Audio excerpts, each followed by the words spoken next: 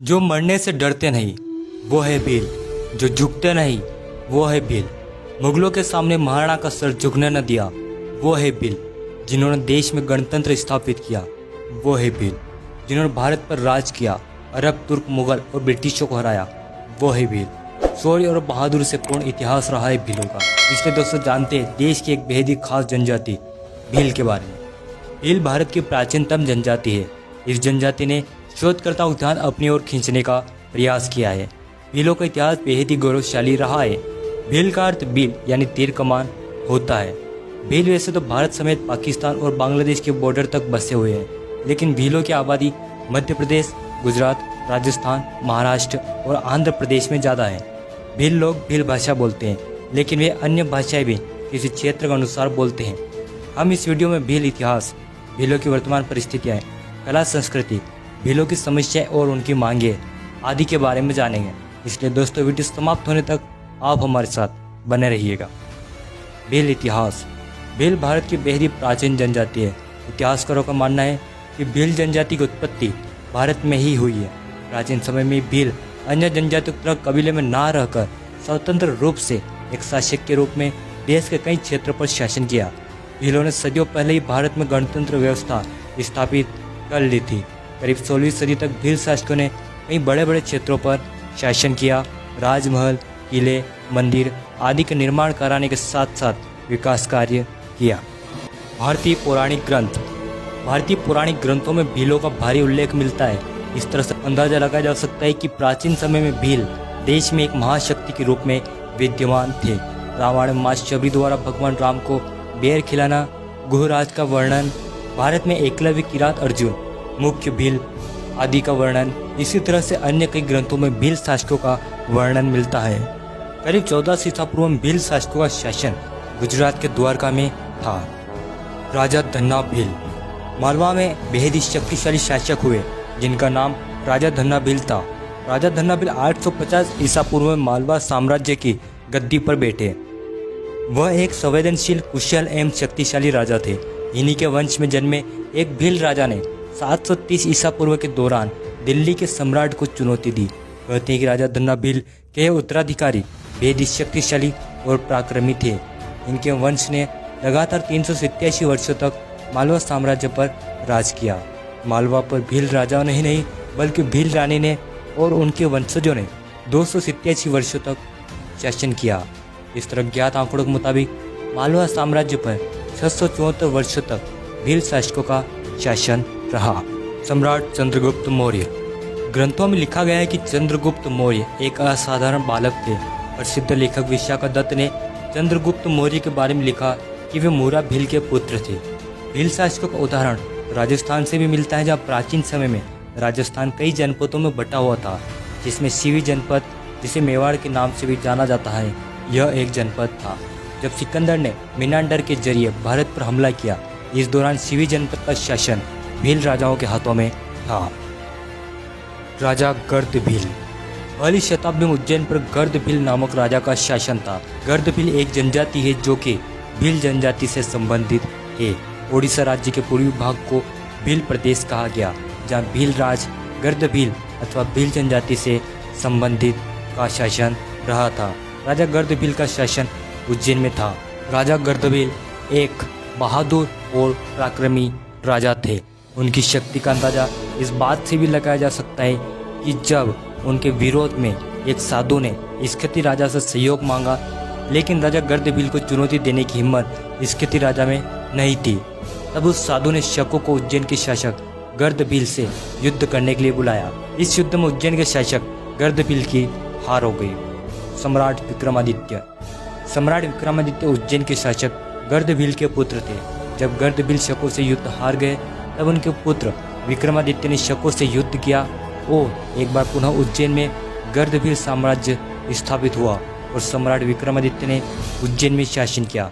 सम्राट विक्रमादित्य के पराक्रम और वीरता के चलते आगे चलकर 14 राजाओं को विक्रमादित्य की उपाधि से नवाजा गया। भीलों का वर्णन कथा सरित सागर नामक ग्रंथ में मिलता है, जहाँ एक भील राजा हाथी पर सवार होकर विंध्य क्षेत्र से आर्य राजा से युद्ध करने जाते हैं और इस युद्ध में भील राजा दूसरे राजा को बंदी बना लेते हैं। यह समय ईस्वी का था। इस बात से पता चलता है कि भील एक मजबूत और शक्तिशाली शासक थे। वृहत स्तर पर देखा जाए तो भीलों ने राजस्थान, मध्य प्रदेश, गुजरात, महाराष्ट्र जैसे बड़े राज्यों पर लंबे समय तक शासन किया। भील राज्य इतिहास में उस क्षेत्र को भील राज्य कहा गया जहाँ पर अधिकांश जनसंख्या भीलों की है अथवा जहाँ भील शासकों का शासन रहा, जैसे दक्षिणी राजस्थान, पूर्वी ओडिशा, अहमदाबाद, भिलसा इत्यादि। भीलों का शासन मध्य प्रदेश, राजस्थान, गुजरात और महाराष्ट्र में प्रमुख रूप से रहा है। मेवाड़ के संस्थापक बप्पा रावल को माना जाता है, लेकिन मेवाड़ के वास्तविक संस्थापक राजा गुहादित्य थे, जिन्होंने गुहिल वंश की नींव रखी थी। आगे चलकर यही वंश मेवाड़ और सिसोदिया नाम से प्रसिद्ध हुआ। राजा गुहादित्य के पिता वल्लभी के शासक थे। वल्लभी पर मलेच्छों ने आक्रमण कर दिया। जंगल में मलेच्छों और शिलादित्य के बीच भयानक युद्ध हुआ। इस युद्ध में शिलादित्य वीरगति को प्राप्त हुए। मलेच्छों ने वल्लभी साम्राज्य को तहस नहस कर दिया। यह मलेच्छ संभवतः भील ही थे। इतिहास में भीलों को मलेच्छ संबोधित किया गया है। शिलादित्य की रानी पुष्पावती थी, वह गर्भवती थी। रानी पुष्पावती को जब वल्लभी पर आक्रमण और शिलादित्य की वीरगति के बारे में पता चला तो वह कमलावती नाम की एक ब्राह्मणी के साथ जंगल में किसी गुफा के अंदर रुक गई। वहीं पर पुष्पावती ने गुहिल को जन्म दिया। क्योंकि गुहिल का जन्म गुफा में हुआ था, इसलिए उनका नाम गुह रखा गया। बच्चे को जन्म देने के बाद रानी पुष्पावती बच न सकी। कमलावती ने उस बच्चे को गुजरात के डर के भील शासक राजा मांडलिक को सौंप दिया। राजा मांडलिक ने गुहिल का लालन पालन पोषण किया। धीरे धीरे गुहिल बड़ा हुआ और राजा मांडलिक के राजमहल में रहता और भील राजकुमारों और बच्चों के साथ घुड़सवारी करता। राजा मांडलिक ने गुहिल को कुछ जंगल और पहाड़ दान में दिए। अकबर के दरबार के अबुल फजल के अनुसार गुहिल और भील बच्चे साथ में खेल रहे थे। अभी खेल खेल में राजा चुनने की बारी आई और सभी बच्चों ने गुहिल को अपना राजा माना और इसी से खुश होकर राजा मांडलिक ने अपना इधर राज्य गुहिल को दे दिया। लेकिन राजस्थान के प्रमुख इतिहासकार कर्नल जेम्स टोड के अनुसार गुहिल ने राजा मांडलिक की हत्या कर दी और 566 ईस्वी में गुहिल वंश की नींव रखी। राजा गुहिल के समय से ही गुहिल वंश के शासकों का राज तिलक भील सरदार किया करते थे। धीरे धीरे गुहिल ने दक्षिण पूर्वी राजस्थान पर अपना अधिकार कर लिया। मेवाड़ शासकों ने प्रतिहारों को तो पराजित कर दिया, लेकिन कई सदियों से गुहिलों और भील शासकों के बीच संघर्ष चलता रहा। भील समुदाय शस्त्र चलाने में, शिकार करने में और युद्ध के मैदान में अपने चतुराई कारण प्रसिद्ध थे। गुहिल वंश के चौथी पीढ़ी शासक नागादित्य का व्यवहार भील समुदाय के साथ अच्छा नहीं था। इसी से भीलों के बीच नागादित्य की छवि खराब होने लगी। भीलों ने नागादित्य के साम्राज्य पर हमला बोल दिया। दोनों पक्षों के बीच भयानक युद्ध हुआ और भीलों ने नागादित्य को हराकर पुनः एडर साम्राज्य पर अपना अधिकार कर लिया। मेवाड़ बप्पा रावल। भील और राजपूतों के बीच 1000 वर्षों तक युद्ध चलता रहा, लेकिन अब तक नहीं पूर्णतः राजपूत भीलों को हरा पाए और न भील राजपूतों को। अब तक दोनों वर्ग समझ चुके थे कि आपसी मतभेद से अच्छा आपसी सहयोग है।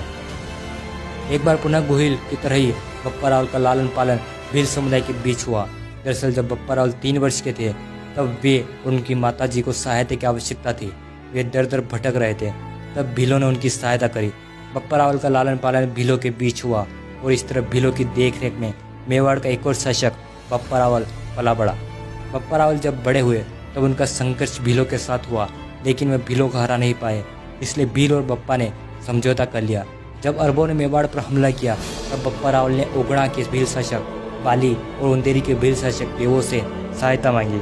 इस मुश्किल की घड़ी में भीलों ने बप्पा रावल की सहायता करी और उन्होंने मिलकर अरबों को बहुत दूर तक खदेड़ दिया। इसी तरह भीलों ने राणा हमीर, राणा मोकल और राणा सांगा का सहयोग किया।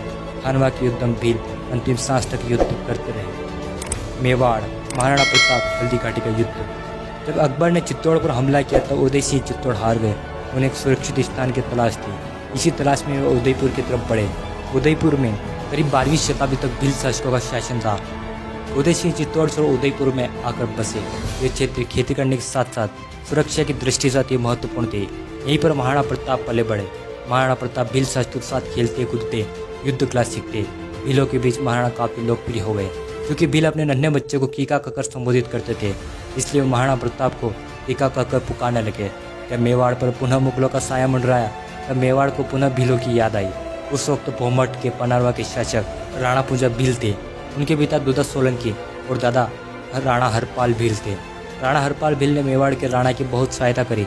जब मेवाड़ के महाराणा की मां बीमार थी और मेवाड़ पर संकट के बादल छाए हुए थे, तब राणा हरपाल भील ने मेवाड़ के राणा की मां को अपने पेट पर लाद कर अरावली की पहाड़ी पर चढ़ गए और इस तरह राणा हरपाल भील ने मेवाड़ की राणा की माता जी को बचा लिया था।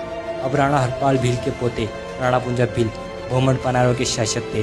उनकी शक्ति का अंदाजा इस बात से भी लगाया जा सकता है कि जब मेवाड़ पर मुगलों का संकट उभरा तब मेवाड़ के महाराणा प्रताप और मुगल शासक अकबर के संरक्षक बेरम खां दोनों ही भोमंड के शासक राणा पुंजा भील के पास सहायता लेने पहुंचे। हल्दीघाटी युद्ध में राणा पुंजा भील ने महाराणा प्रताप का सहयोग किया। हल्दीघाटी युद्ध के बाद भीलों ने महाराणा प्रताप की सहायता करी। मेवाड़ और मुगल काल के दौरान भीलों को उच्च पद प्राप्त थे। उस समय भीलों को रावत, भूमिया और जागीरदार कहा जाता था। वे व्यापारी लोगों से कर वसूलते थे और गांवों की सुरक्षा करते थे। वे एक प्रकार से राज्य के रक्षक बन गए थे। मराठा शासक वीर शिवाजी के किलों की सुरक्षा का जिम्मा भीलों के हाथों में था। पानीपत के तीसरे युद्ध में इब्राहिम खां गारदी संभवतः भील थे। मराठों ने जब मेवाड़ पर आक्रमण किया तब भील मेवाड़ के साथ खड़े थे। जब सदाशिवराव ने डूंगरपुर पर हमला किया तब भीलों ने उसे बुरी तरह पराजित किया। भील विद्रोह और ब्रिटिश। भील शासकों का शासन करीब 16वीं सदी तक चलता रहा। इस दौरान उनका सामना प्रमुख रूप से राजपूत, मराठा और ब्रिटिश से हुआ। लेकिन आश्चर्य की बात यह है कि देश के मजबूत शासक माने जाने वाले इन तीनों में से कोई भी भीलों को पूर्णतः पराजित नहीं कर पाया। जब मराठा ब्रिटिश से हार गए तब सतपुड़ा की पहाड़ियों पर रहने वाले भीलों ने विद्रोह शुरू कर दिया। उनके नेता थे Indian robin hood Tatya Bhil. Tatya Bhil ने प्रमुख रूप से अंग्रेजों का विरोध किया। तात्या भील के अलावा भीमा नायक, खाजा नायक, दशरथ, सरदार हिया भील प्रमुख थे। मानगढ़ की पहाड़ी पर गोविंद गुरु और मोतीलाल तेजावत की अगुवाई में भील विद्रोह हुआ, जिसमें 1500 भील शहीद हुए। 1857 के आसपास भीलों ने कई विद्रोह किए। इन विद्रोह को दबाने के लिए मेवाड़ भील कौर, मालवा भील कौर, खानदेश भील कौर, पचमल भील कौर जैसी सेनाएं बनाई गई। मालवा भील कौर के केवल 20 सिपाही ने अंग्रेजी सेना को एक युद्ध में खदेड़ दिया। इस तरह डांग के 5 भील राजाओं ने भी अंग्रेजों को घुटने टेकने पर मजबूर कर दिया। अंग्रेजों की बेहद कोशिशों के बाद भी वे डांग पर कब्जा नहीं जमा सके। भील संस्कृति। भीलों के पास समृद्ध और अनोखी संस्कृति है। पितरा पेंटिंग, घूमर और गौरी आदि भीलों की पहचान है। मंदिर। नील माधव, भादवा माता, जालपा माता, शबरी माता, एकलव्य, आमजा माता और जटाऊ शिव मंदिर का इतिहास भीलों से जुड़ा रहा है। किले। भील शासकों ने अकेलगढ़, मांडलगढ़, भुराईगढ़, मनोर थाना आदि किलों का निर्माण करा। राजा बादशाह भील का महल बांसवाड़ा में स्थित है। इसी तरह ईडन में राजा मांडलिक के राजमहल होने का उल्लेख मिलता है। हिंगलाजगढ़ में गोत्री भील की हत्या हुई, यह उल्लेख इतिहास में मिलता है। वर्तमान परिस्थिति। भील वर्तमान में कृषि पर निर्भर है। कुछ भील जंगल पर निर्भर है और अपनी पहचान बनाए हुए है। इतिहास से अब तक आते आते भीलों में कई वर्ग और उपशाखाएं बन गई है। भीलों की मांग। भील जनजाति की कई प्रकार की मांग है। प्रमुख रूप से भील देश में भील रेजिमेंट चाहते हैं। भीलों की मांग है कि उनकी एक रेजिमेंट बने जो देश की रक्षा कर सके। इस मांग को पूरा करने के लिए वे समय समय पर सरकार से गुहार लगाते हैं। दूसरी प्रमुख मांग एक भील प्रदेश बनाने की है। भील चाहते हैं कि राजस्थान, मध्य प्रदेश, गुजरात और महाराष्ट्र का भील बाहुल्य क्षेत्र को भील राज्य नामक राज्य बनाया जाए, क्योंकि आज़ादी के बाद भी भीलों का और अन्य आदिवासियों का सही से विकास नहीं हो पाया। दोस्तों, भीलों के बारे में इंटरनेट और किताबों से जो जानकारी प्राप्त हुई वह इस वीडियो में बताई गई है।